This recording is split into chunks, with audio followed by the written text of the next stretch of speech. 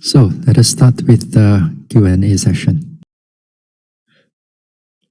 Okay, in Karaniya Mettā Sutta, the Buddha advises all beings to refrain from having harmful thoughts and be harmonious to others, just like the unconditional love of a mother to her child.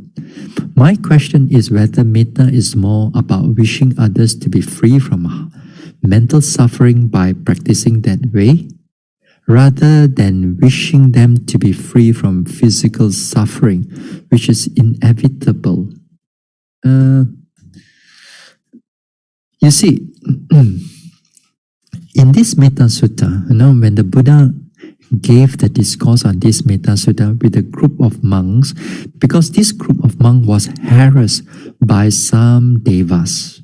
Some devas, because this monk went to that area, that forest area to meditate, and then the devas was not very happy. So they create all kinds of smell, foul smell. They create all kinds of images and so on. Then after that, they went back to see the Buddha. So the Buddha gave them the Karaniya Mettā Sutta and practiced this metta. And then they come back. They start with the metta. At the end of the vasa, then they got enlightened. But in the meantime, the devas begin to change their attitude, change their ways, and they begin to protect the monks and those who are practicing there by guarding and clearing all the places there to make the place comfortable for the monks. So that is what the Karaniya Mettā Sutta was given. Now, here, when we say that this metta is more of a free from wishing others to be free from mental suffering, or rather to be free from physical suffering, which is inevitable? Well, metta and all the Brahma Viharas, it has to have all-encompassing. Whether it's going to be a mental suffering or physical suffering, we encompass the whole thing.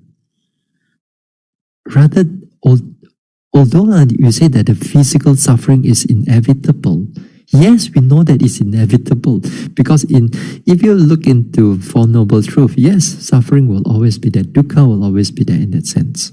But while we are doing Brahma Vihara, we put aside all this type of Four Noble Truths and so on. We have to put aside. Because if we're going to mix them all up, then it's going to be a problem. Just like we're going to mix up all those things, like anicca, dukkha, anatta. This body, after all, is anicca, dukkha, anatta. They undergo suffering, undergo change all the time. What's the point of wishing them metta? No.